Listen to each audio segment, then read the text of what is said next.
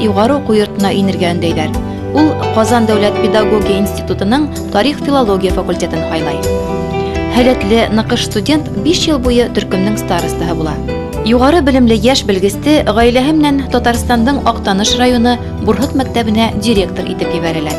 Авылдың тормышына яңа хулыш өрә яшьләр. Иң тәүдә мәктәп эргәһендәге 1 гектар ерде кәртәләп, емеш агастары ултыртуды оештыра Суфиян Шәмсетдин улы. Студент сактан оста биюсе мәктәпкә бию дәресләре индерә. Балаларга фокстрот, танго, вальс өйрәтә. Тирә-якты гү килтереп, авыл яшьләре белән спектакльләр куялар. Беренче пьесаларында шундай яда буласак әдип.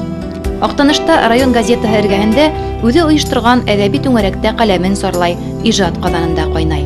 Азак үз гомерендә күпме драма әсәре, шигырь, поэма, повесть, романдар яда ул.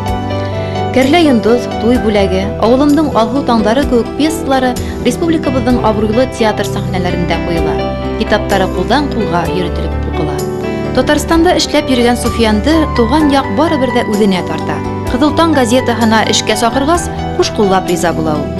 1960 елдан хәзер инде 45 ел уның язмышы Башкорт дәүләт университетынан аерылганы. Иң беренче кешелеклелек сыйфаты аңарда. Ул бер үзе өчен генә түгел, кеше өчен дә яшәй ул. Ул ничек итеп әйтәм, электән үк аны бөтен кеше яратадыр, үскән чагында да. Менә абыстай дип йөртәдер инде әнисен.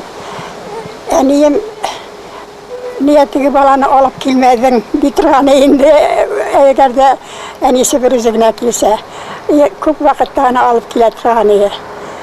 Шулай итеп бергәләп тәмле итеп süt üstü белән катыклар ашап торган чаклар хәтерлә әле. Бергә яшәдек инде.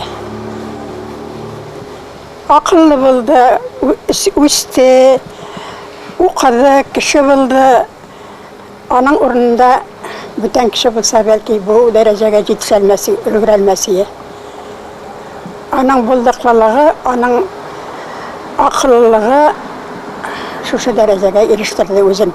Biz onun için büyük şartlanabız, onun için büyük kuanabız, büyük gururlanabız onun bilen. Bizning туганнар арасында ул күренекле шушындай галим булып китте. Суфиян агайымның тормышындагы һәр этап үзе бер каһарманлыктай якын туганы.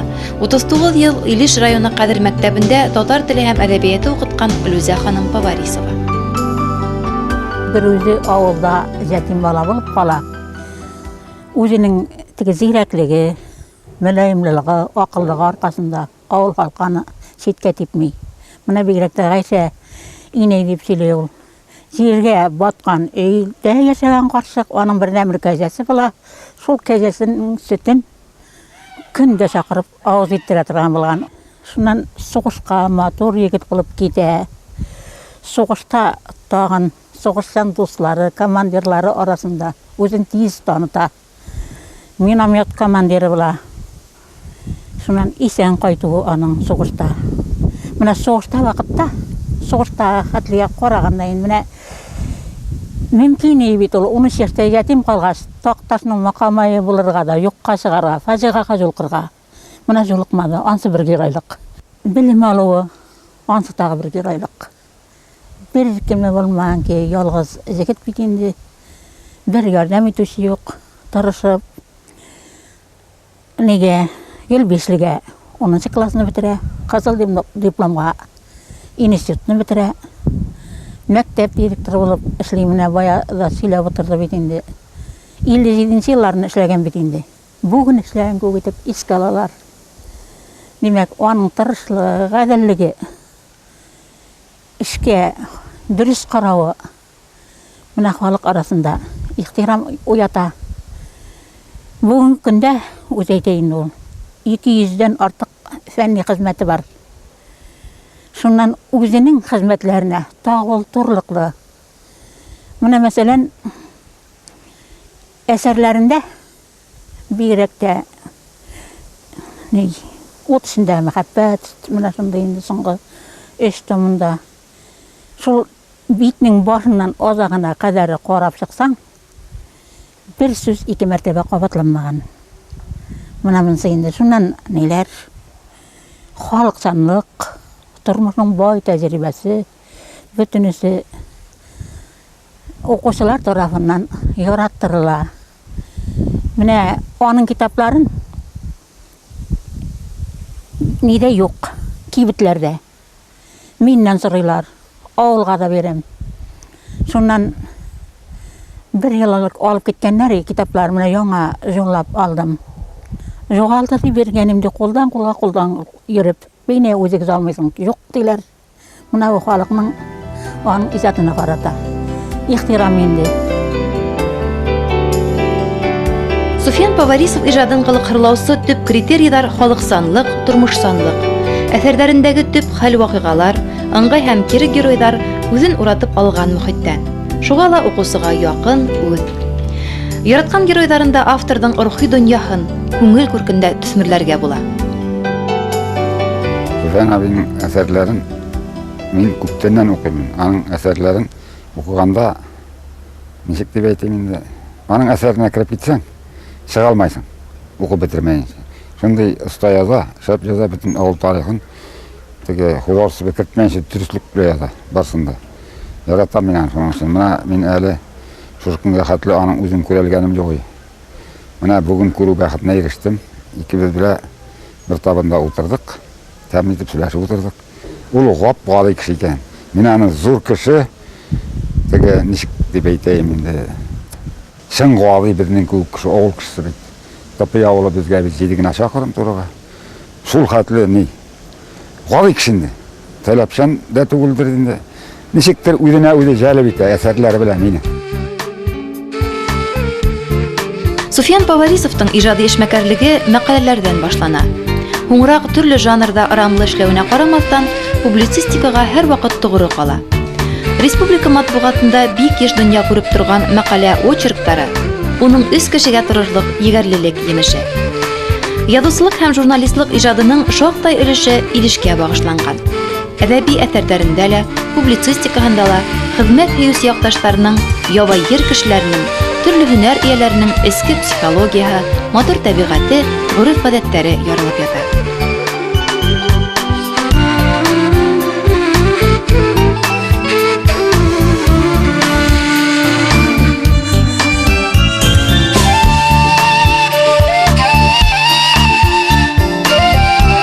Ул безнең районның 100 өн билгеләүче кешеләренең берсе дип әйтәсе килә.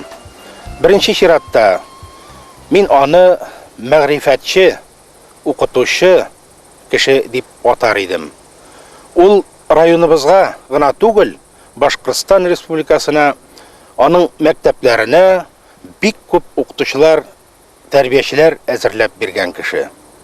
Икенчедән әйтәсем килә, Суфиян Шамсутдинович чын мәгънәсендә зур галим кеше.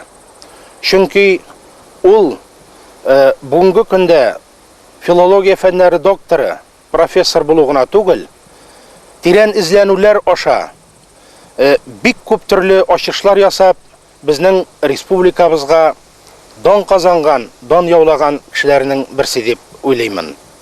Аннары соң инде иң зур безнең Илеш районына дан китергән, республикабызда урын тоткан нәрсәсе ул иҗат өлкәсе. Аның язган әсәрләре, аның повестлары һәм башка булган иҗаты бик зур. Шуңа күрә дә без аның белән горурланабыз. Аның публицистика мәсьәләләренә килгәндә, безнең район халкының тормышын, язмышын, булмышын яктыртып, киләчәк буыннарга җиткерелек иттереп, мирас иттереп, калдырырлык иттереп, ул иҗат итте. Проза Суфиян Поварисовтың күп кырлы талантының тажына әверелгән. Онлап повесі, мәшһүр язучы Галимъян Ибраһимов тураһындагы Пәйгамбәр таңы, Күктің 7-нче катында, Ожмахка бер адым трилогия эпопеяһы менән башкорт һәм татар әдәбияттәрендә үзенә һәйкәл куйды язучы. Бөек Җиңүнең 60 еллыгына хугышка багышланган киң куласлы эпик масштабтарда йөнләндерелгән яңа трилогияһын тәмамлады. Яу вакыйгаларын, яудаштарын бөтә төвәллегендә тергезүгә фронт көндәлегелә ярдәм иткәндер мөгаен. Суфиян агай, һез хугышта көндәлек алып барган тиләр. Хакланганмы менә шу язмаларыгыз? Ул сакланган иде. Мин аны айрым вакытта бит кагаз да ягында. Газет битләренә нәрсә көннәр, сәгатьләр белән язып бардым. Мин онда 7 класс белем язучы булармын дип уйлаганнан түгел, гомумән бер төрле кызык. Аннан соң мин бик күп хатлар алышадыр идем, 30-дан артык кеше белән. Аларга да шу хакта язып торадыр идем. Ну, туганнар, дуслар, таныш кызлар дигән кебек барсына да. Сугыштан соң шуны бик кызыксынып, туганнар, дуслар әлеге укып бирделәр, алып. Кемдер югалтты. Олар югалса да минем хәтердә не барса да югалмады. Менә бит 2 роман яздым мин. 1996 елда чыкты. Язмыш корбаннары. Бу бит үзем булган. Һәм фронтовиклар әйттеләр, ничек шул кадәресен хәтерендә калдырдың. Минем хәтер бик яхшы. Гомумән кол бул хәтердән җеп калмасын ди. Аннан соң менә бу инде 2нче роман дәвамы, тегесе язмыш корбаннары дигән курс куйганның. Без беренче көннән башлап, ул соңгы көнгә чаклы көрәштек, курс куйганда. Безнең полк бәш уже Иглин районында, Тавтыман авылында оешкан иде. Башкорт полкы дип йөртелде ул. Күбрәк 43нче елны башкортлар, татарлар булдылар. Шуннан килеп башкорт полкы дип йөрттеләр. Аннан соң полк бик нык әлеге каһарманлык күрсәтте курс куйганда. Бу курс куйганда әлбәттә без гомумән 4% исән калганбыз.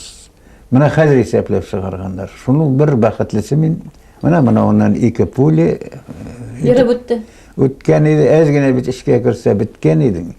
Пуля кан агып тора, башына килеп бәйләделәр, атырга кеше кирәк. Безнең батарей командиры Исхаков, Уфа кешесе иде, килеп Суфиян бик авыр булмаса, кал кеше юк бит атарга дип. Ну, мин әйтәм, китмим, болай да китмим, сез әйтмәсәгез, менә шулай итеп кан агып тора. Мен кичкә чаклы аттык. Яуда күрһәткән каһарманлыктары өчен Суфиян Поварисовты Советтар Союзы герое исеменә тәкъдим итәләр. Был хактагы хәбәр хатта Илешкә лә барып итә. Суфиянны котлап фронтка хаттар килә. Әмма югары награданы алу насип булмай уга. Герой урынына 3 дәрәҗә дан орденнары белән бүләкләргә карар итә дивизия командалыгы. Уның да береһе яугирды эзләп таба алмай. 2 кызыл йондыз, 1-нче дәрәҗә Бөек Ватан һугышы орденнары яу яландарында адашып кала. Уларһыз да күп наградаларга лаек булган фронтовик үкенмәйм. Без бүләк өчен түгел, киләсәк буын гомере, бәхете өчен көрәштек ди елмаеп. Суфиян Поварисов миномет расчеты командиры булган 469-нчы полк данлыклы һугыш юлы үтә. Украина, Польша, Венгрия, Германия, Чехословакия ерләрен фашизм куллыгыннан азат итү көрәшендә катнаша.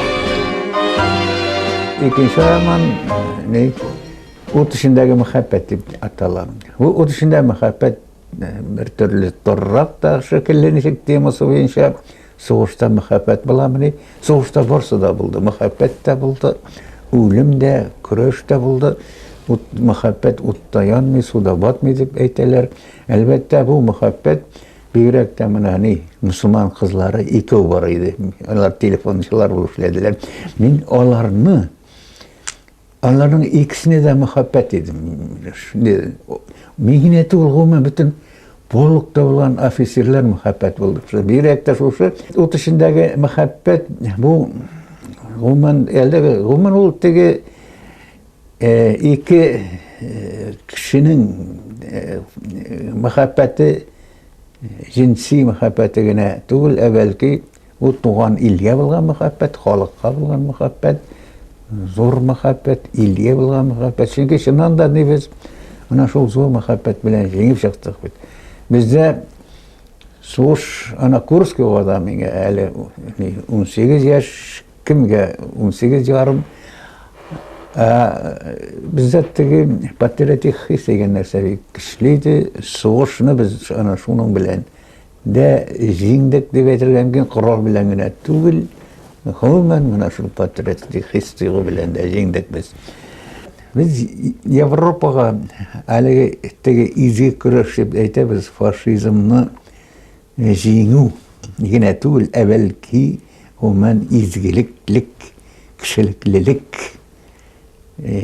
şefkatliliklerini de olup gelik şakkatları neden bu vakitte elbette tegini Ruski soldatı yürteleri minin abi karşı romanda da karşı buldu malayına gerek mi?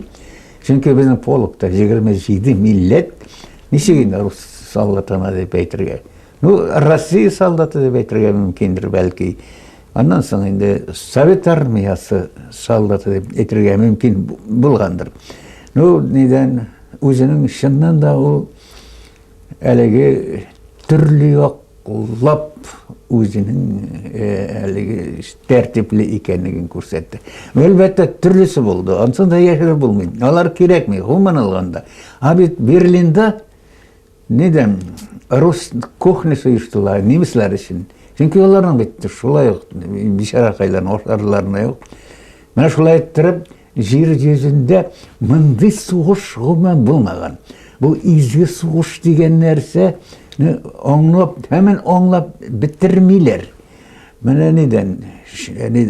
Çünkü biz bir jingen kişi. Jingen kişi o jingilgen kişi tolay. Bitire bizde kirisince tolav tugul. Belki onlarga işin kişilerlik yardım etu. Şulay buldu. Anan ende bekni gitti Rusgut. Язмыш ҡорбандары, ут эсендәге мөхәббәт романдарының дауамы булган «Ҡанлы бәхет» тә инде тамамланған. Тик һуңғы нөктә ҡуйылмаған. Яҙыусы ғалим Суфиян Поварисов үҙенә генә хас талапсанлыҡ менән уға ҡабат-ҡабат әйләнеп ҡайта. Образдарға яңы штрихтар өҫтәй, телен шымарта. Эпик ҡоласлы, монументаль трилогия башҡорт әҙәбиәте өсөн генә түгел, төрки халыҡтары әҙәбиәтендә лә, баталистика өлкәһендә өр-яңы һүҙ буласағына шик юҡ.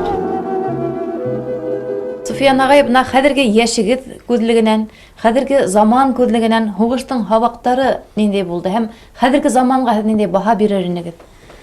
Яугир фронтовик булараҡ. Минем үземә әлбәттә сугыштан үзе сезгә мәғлүм бик ныҡ ауыр хәлләрҙә ҡайтҡандар булды. Әйтек, аяҡсыз, ҡулсыз. Мин аларны ҡыҙғанып, күреп, белеп йәшәдем.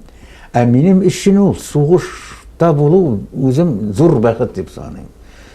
Чөнки әлеге контузия булган вакытта булды. Мына унан әйткән 2 мәртәбә яралану да булды, башҡасы да булды.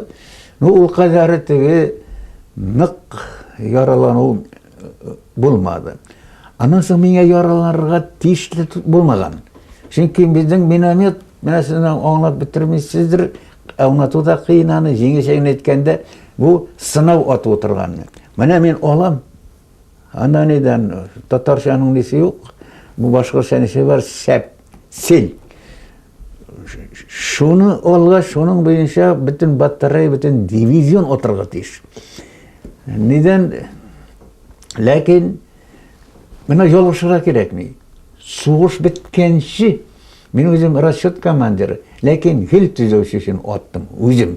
Чөнки менә пристрелка ала торган миномет, ул әйтик яхшы торга тиеш. Әгәр бер генә ялгышым булса, мені 16 килограмм, мені пошла за молоком. Деген термин бар. Менә мин аны туп турып төшерү өчен силгә 120 мин атырга кирәк, 120 артык. Ә без 3-нче мин белән дошман пулеметына төшерәлек. Без менә шундый нәрсәгә яшьләр. Мына мынныйды бізне минометші снайпер деп ертілер. Ну бит миномет, мені, ол бит 16 килограмм тұра, балақай. Енді мына бит Поварисов, ол дұшманның пулеметінен түгіл ширкінің көзіне түшіре керек болса деп әйтелер. Мұнсы орттырып айту әлбәтті. Мына шуңа сұрау берділер меңа. Біздің полықта ғылман орта білімлі бір өгіне де болмаған. Кімге дүрт, мына біздің полықның комиссары қатта дүрт кіна қыласын. Бит шул қадар матур сөйлер, шул қарарды білімлілер. Оны кім ойлаған неді? Хайыр бұлар оптырайлар. Как это так? Мына, ол бізде 7 класс еді, бұл жазушыда болған әлігі профессорда болып алған деп. Аннан бір капитан сұрау берді. Пусть скажет, какой-то есть секрет. Но мен үш нәрсе айттым. Дисциплинированность, внимательность, сосредоточенность. Вот это украшает человека и на фронте, и в тылу, и в штахы хызметте. Анан соң қолшаптыларының. Шулай бетінші нанда. Егер менде тәртіп болмаса, үйшқанлық болмаса, анан соң енді болмаса, нешек мұнауында 7 класс білән қайтып, анда меңіне түгілет, бошқалар да болды. Мен нешек профессор дәрежесіне, жазушы дәрежесіне көтерілген болыр едім. Егіз тиҫтәне тултырыуына ҡарамаҫтан, Суфиян Шәмсетдин улы һаман мөғәллимлек эшен ташламай. Башҡорт дәүләт университетының татар теле һәм әҙәбиәте кафедраһында эшләүенә 45 йыл тулған. Ошо ваҡыт эсендә ул ярты йылда кафедрага итәкселек итмәне, сөнки кешеләр менән идара итеү уға ят күренеш. Ул хаким түгел, ул әҙип. Кешлеклеге, тәртибе, әхләге менән коллегаларының, студенттарҙың ихтирамын яуланы тиҙәр Поварисов хаҡында. Деканатта Суфиян ағай дәрестәрен 3-нче парға ҡуялар ине. Билдәле, студенттар ҡасмаясаҡ дип хәтерләй шәкерттәре. Кеше тышҡы ҡиәфәте менән генә әллә ҡайҙа китә алмай. Алған белемен дөрөҫ һәм аңлайышлы итеп ҡуллана ла белергә тейеш дип өйрәтә ул йәштәрҙе. Буласаҡ белгестәрҙе рухи байлыҡҡа, һүҙ байлығына өйрәтеүсе остаздың үҙен, һүҙҙең тәмен белеүсе ғалим, һүҙҙәрҙән ынйы тетә алыусы әҙип дип баһалай Башҡортостан һәм Татарстандың фән әһелдәре, ҡәләм оҫталары. Мәктәптә әҙәби әҫәрҙәр телен өйрәнеү, тел күңел көҙгөһө, һүҙ һәм сәнғәтле һөйләм, Ғалимйән Ибраһимов прозаһы, поэтикаһы, әҙәби әҫәрҙәр теле. Поварисовтың ошо исемдәге фәнни хеҙмәттәре, ғилми эшмәкәрлеге йүнәлеше лә әйтелгәндәргә ҡеүәт. Профессорҙың университетта биргән дәрестәре генә түгел, әҙәби әҫәрҙәре лә, һәр һөйләгән һүҙе лә тормош һабаҡтары булырлыҡ.